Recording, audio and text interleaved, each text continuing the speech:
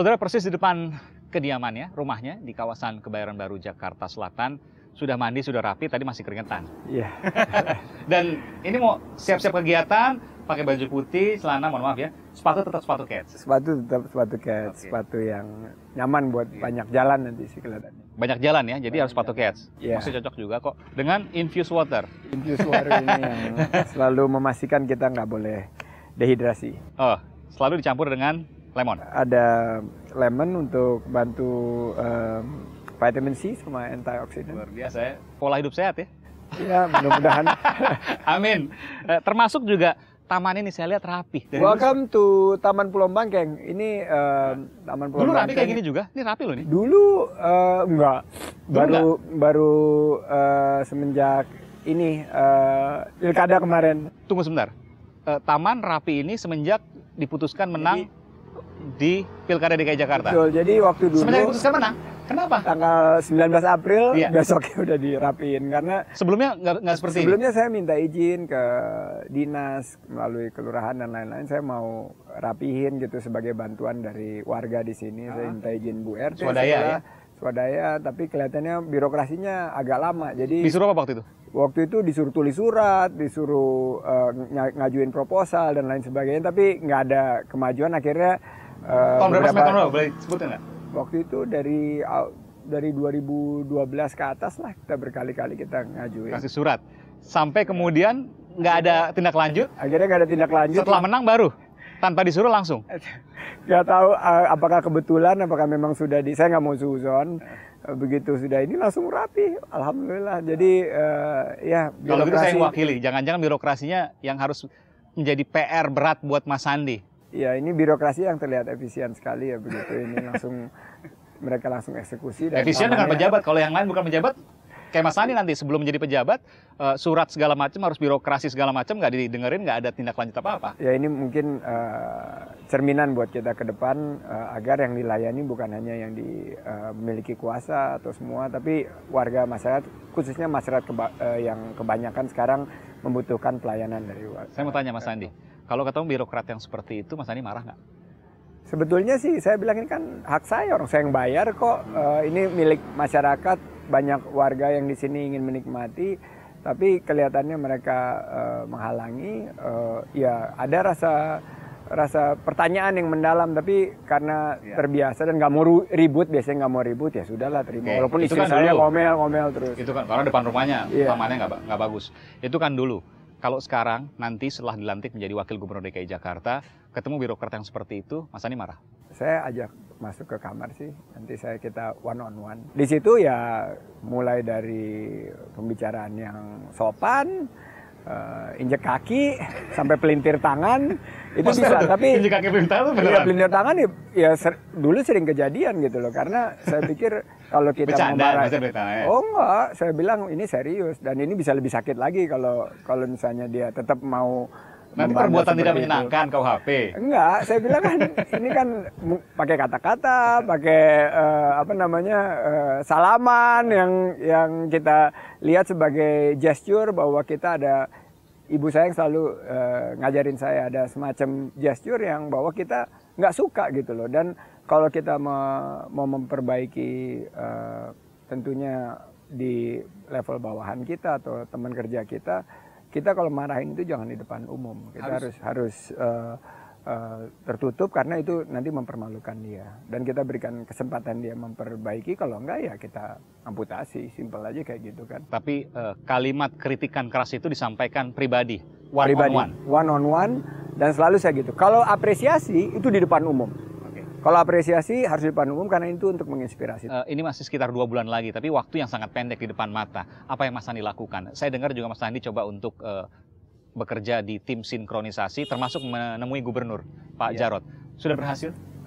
Belum berhasil, tapi kita komunikasi terus. Oh, komunikasi terus? Beliau Lewat telepon? Lewat telepon, lewat SMS. Beliau sampaikan, San, aku nih sibuk sekali karena menjabat gubernur dan wakil gubernur dirangkap. Jadi betul-betul sibuk. Aku mohon maaf, tapi Pak Sekda dan jajaran pasti akan membantu. Dan itu dibuktikan gitu loh, Pak Jarot kerja benar. Dan apa yang dia lakukan itu ya tentunya kita harus support, harus dukung. jajarannya sendiri SKPD selalu mensinkronkan dengan tim kita dan kita ahead of schedule.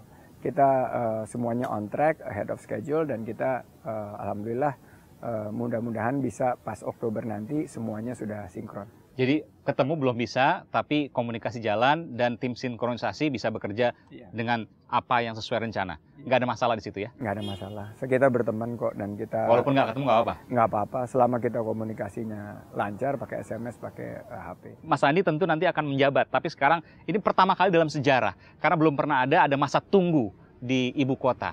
Bagaimana yang Mas Andi bayangkan atas transisi kepemimpinan nanti? Ya transisi ini tentunya harus bisa mampu untuk memastikan Jakarta yang 5 tahun ke depan itu lebih baik dan lebih sejahtera. Oleh karena itu kita nggak ingin menyebutnya transisi karena transisi pasti ada yang bilang ini akan diganti ini.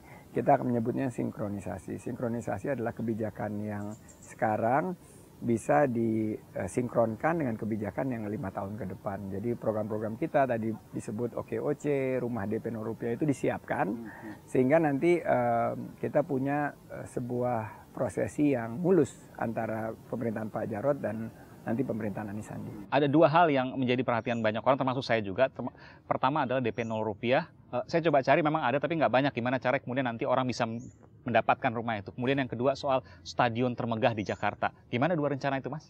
Rumah DP 0 rupiah ini keinginan Anies Sandi untuk menghadirkan rumah yang terjangkau bagi warga yang selama ini ngontrak, selama ini nggak memiliki akses terhadap perumahan. Nah ini akan kita finalkan setelah Oktober kita akan umumkan skemanya. Seperti yang Mas Sandi juga sudah katakan, hanya bisa dimanfaatkan oleh warga DKI Jakarta yang punya penghasilan 7-10 juta rupiah dan bisa menabung. Di luar itu nggak bisa. Ya maksudnya nanti kan tergantung skemanya. 7 juta itu sesuai dengan janji kita yang sudah banyak kita bicarakan adalah 7 juta itu jumlah yang kita yakini bahwa mereka bisa hidup layak di Jakarta dan bisa mencicil rumahnya dengan skema DP 0 rupiah. Berapa kira-kira mencicil? Kan rata-rata 30% daripada net disposable income-nya mereka.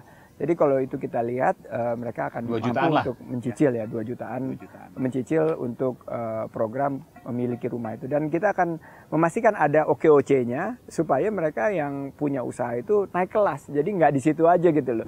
Nanti satu saat mereka ada upward mobility. Jadi nanti pada satu saat misalnya rumahnya yang sekarang 300-350 juta akan naik kelas pada satu titik mereka rumahnya naik harganya jadi 500 juta dan lain sebagainya. Masalahnya sekarang tidak hanya orang yang punya penghasilan 7-10 juta, banyak sekali orang yang punya penghasilan upah minimum regional 3 jutaan, 4 jutaan. Gimana dengan mereka nasibnya? Upah minimum let's say 3,5 juta satu. Kalau misalnya suami dan istrinya bekerja 7 juta. Ya, mungkin di total 7 juta atau lebih.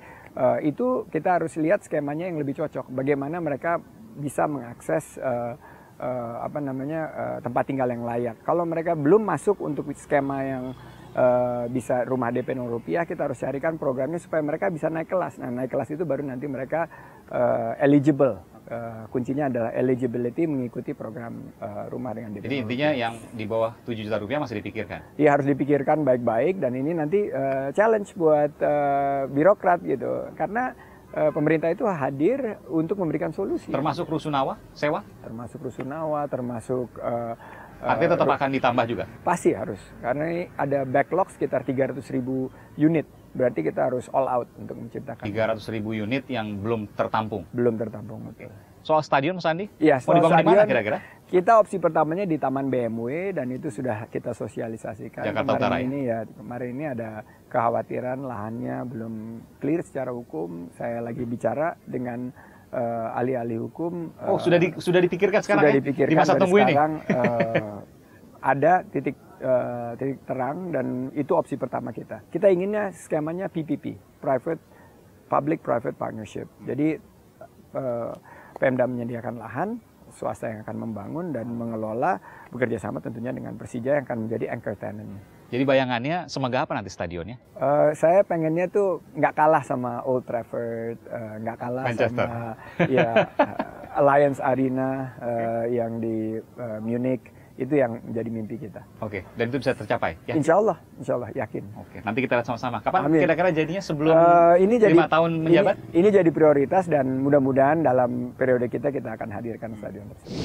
Warga sejahtera atau warga bersatu? warga bahagia yang paling penting. Nggak ada nih warga sejahtera atau warga bersatu. Kalau bahagia itu mereka sejahtera dan bersatu.